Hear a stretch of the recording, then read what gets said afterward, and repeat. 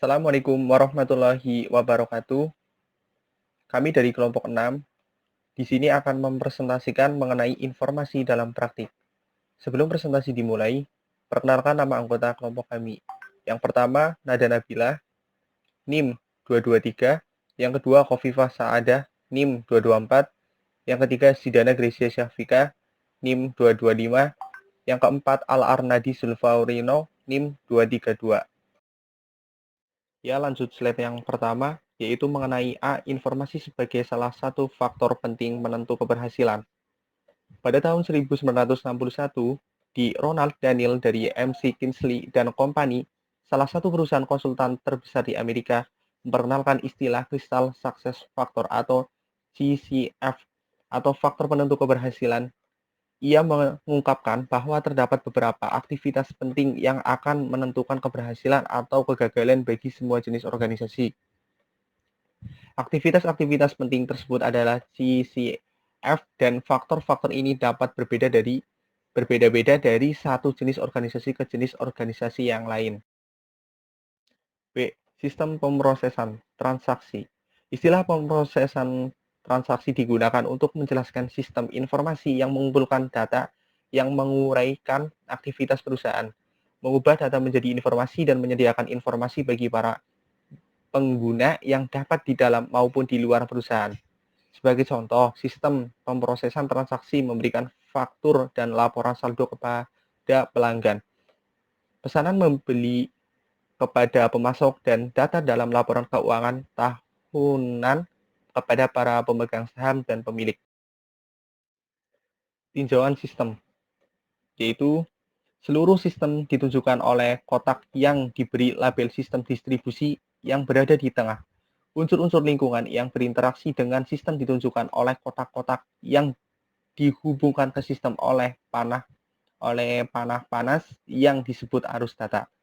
Subsistem utama dari sistem distribusi.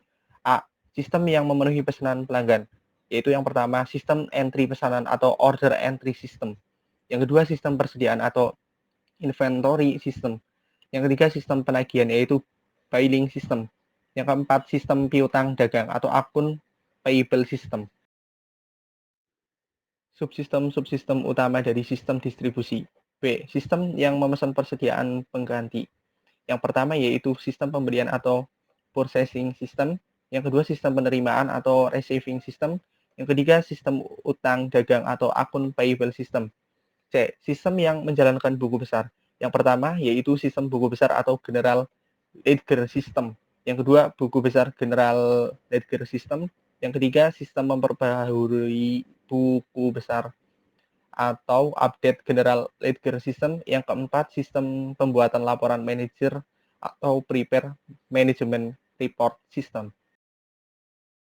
Yang C, sistem informasi pemasaran atau marketing information system. Memberikan informasi yang berhubungan dengan aktivitas pemasaran. Yang pertama, subsistem output. Memberikan informasi mengenai unsur-unsur penting di dalam bauran pemasaran atau marketing mix. Terdiri dari 4 unsur yang dikelola, yaitu subsistem produk. Memberikan informasi yang mengenai produk-produk perusahaan. Subsistem lokasi memberikan informasi mengenai jaringan distribusi perusahaan. Subsistem promosi memberikan informasi mengenai iklan dan aktivitas penjualan pribadi perusahaan. Subsistem harga membantu manajer mengambil keputusan harga. Yang kedua, basis data. Data yang digunakan oleh subsistem output berasal dari basis data. Basis data dipopulasi dengan data yang berasal dari 3 subsistem input, yaitu sistem pemrosesan transaksi, mengumpulkan data dari sumber-sumber internal dan lingkungan lalu memasukkan ke basis data. Subsistem riset pemasaran, mengumpulkan data internal dan lingkungan dengan melakukan studi-studi khusus. Subsistem intelijensi pemasaran, mengumpulkan data lingkungan yang berfungsi menjaga manajemen tetap terinformasi. Memberikan informasi kepada seluruh manajer perusahaan yang berkaitan dengan sumber daya manusia perusahaan. Subsistem output dari SISDM menangani aspek-aspek tertentu dari manajemen SDM, perencanaan, rekrutmen, pengelolaan tenaga kerja, kompensasi karyawan, memberikan tunjangan kepada karyawan, dan membuat banyak laporan SDM. Itu sistem informasi sumber daya manusia Human Resource Information Subsystem yang D. Yang E, sistem informasi manufaktur atau Manufacturing Information System. Memberikan informasi kepada seluruh manajer perusahaan berkaitan dengan operasi manufaktur perusahaan. Subsistem rekayasa industri terdiri dari aktivitas-aktivitas yang dilakukan oleh teknisi industri yang melakukan studi atas operasi manufaktur untuk memastikan keefisiensinya. Yang F, sistem informasi keuangan atau Financial Information System. Memberikan informasi kepada seluruh manajer perusahaan yang berkaitan dengan aktivitas keuangan perusahaan. Subsistem audit internal terdiri atas aktivitas-aktivitas oleh auditor internal perusahaan untuk menjaga integritas sistem perusahaan. Aktivitas-aktivitas output meliputi peramalan tren perekonomian masa depan, mengelola aliran dana yang melalui perusahaan, dan mengendalikan keuangan perusahaan. Saya, Kofifa Saadah, NIM 224, akan melanjutkan presentasi berikutnya. Sistem Informasi Eksekutif atau Executive Information System. Sistem yang memberikan informasi kepada para manajer di tingkat yang lebih tinggi atas kinerja perusahaan secara keseluruhan. Executive Information System perusahaan terdiri dari stasiun-stasiun kerja eksekutif yang terhubung melalui jaringan komputer pusat. Eksekutif akan memasukkan permintaan informasi untuk mengeluarkan tampilan informasi format awal atau untuk menjalankan pemrosesan dalam jumlah minimum. Laporan format awal bertindak sebagai dashboard bagi eksekutif untuk memonitor faktor-faktor penting penentu keberhasilan organisasi. Manajemen hubungan pelanggan ialah manajemen hubungan antara perusahaan maupun pelanggannya yang akan menerima nilai maksimum dari hubungan ini. Oleh karena itu, perusahaan melakukan upaya-upaya untuk memahami para pelanggannya sehingga kebutuhan mereka akan dapat dipenuhi dan mereka akan tetap setia kepada perusahaan. Data warehousing. Karakteristik data warehousing. Istilah data warehousing atau gudang data telah diberikan untuk menjelaskan karakteristik sebagai berikut. 1. Kapasitas penyimpanan sangat besar. 2. Data diakumulasi dengan menambahkan catatan-catatan baru. 3. Data sepenuhnya digunakan untuk pengambilan keputusan dan tidak dalam operasi perusahaan sehari-hari. Data warehousing. Sumber data warehousing. Data warehousing adalah bagian utama dari data warehousing yang memasukkan data ke dalam gudang, mengubah isinya menjadi informasi, dan menyediakan informasi kepada para pengguna. Sumber data yang utama ialah sistem pemrosesan transaksi, namun tambahan data dapat diperoleh dari sumber-sumber lain. Area pengumpulan dan data adalah tempat di mana menjalani ekstraksi, informasi, dan pemuatan. Suatu proses disingkat menjadi ETI. Proses ekstraksi menggabungkan data dari berbagai macam sumber. Proses transformasi membersihkan data, menempatkan dalam suatu format berstandar, dan memuat ringkasan. Proses pemuatan melibatkan entry data ke dalam tempat penyimpanan data warehousing. Bagaimana data disimpan dalam tempat penyimpanan data warehousing?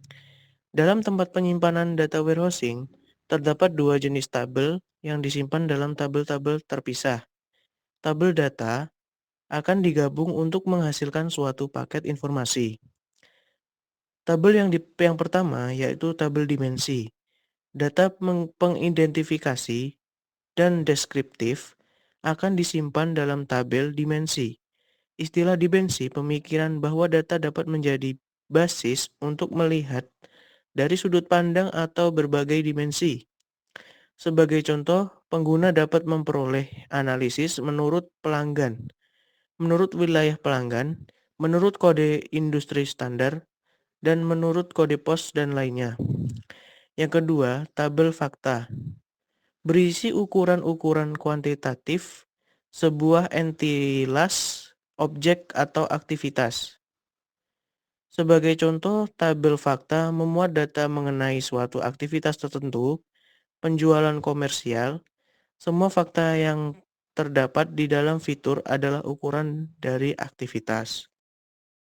Skema bintang memungkinkan diperoleh informasi seperti unit penjualan aktual menurut kode pos pada satu bulan tertentu, perbandingan jumlah penjualan menurut wilayah penjualan selama 2 kuartil terakhir, penjualan produk berdasarkan pelanggan untuk tahun berjalan sampai dengan saat ini. Kemudian skema bintang berfokus pada penjualan komersial dilihat dari segi pelanggan, tenaga penjual, produk, dan waktu. Skema bintang, penyampaian informasi. Yang mendapatkan data dari tempat penyimpanan data, mengubahnya menjadi informasi dan menjadikan informasi tersebut kepada para pengguna. A. Drill down. Proses melakukan navigasi ke bawah melalui tingkatan-tingkatan rincian. B. Roll up. Memungkinkan pengguna melalui dengan tampilan terinci dan kemudian meringkas rincian-rincian tersebut menjadi tingkat lebih tinggi. Drill across. Dengan cepat bergerak dari satu hierarki data ke hierarki yang lainnya. Kemudian yang D, drill through, berangkat dari tingkat ringkasan ke tingkat terendah data yang terinci. OLAP, dari gambar di samping, merupakan singkatan dari Online Analytical Processing, memungkinkan pengguna berkomunikasi dengan data warehousing melalui antarmuka, web dengan dapat memperoleh informasi dalam berbagai jenis format termasuk grafik. Terdapat dua pendekatan OLAP. Yang pertama, roll-up, menggunakan suatu sistem manajemen berbasis data relasional standar, memiliki bentuk terinci dan terus dilakukan analisis untuk mendapat ringkasan. Kemudian MOLAP, menggunakan suatu sistem manajemen berbasis data khusus multidimensional, sudah diproses terlebih dahulu untuk menghasilkan ringkasan. Kemudian data mining adalah proses menemukan hubungan dalam data yang tidak diketahui oleh pengguna.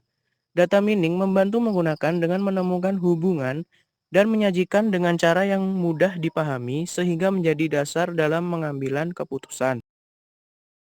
Data mining, ada dua cara dasar melakukan data mining. Yang pertama, verifikasi hipotesis, dimulai dengan hipotesis penggunaan mengenai bagaimana data saling terhubung. Kelemahan pendekatan ini ialah proses pengambilan sepenuhnya dibantu oleh pengguna. Yang kedua, penemuan pengetahuan menganalisis tempat penyimpanan data warehouse, mencari kelompok karakter yang sama. Sekian presentasi dari kelompok kami. Mohon maaf bila terdapat salah kata. Wabillahi taufiq wal hidayah. Wassalamualaikum warahmatullahi wabarakatuh.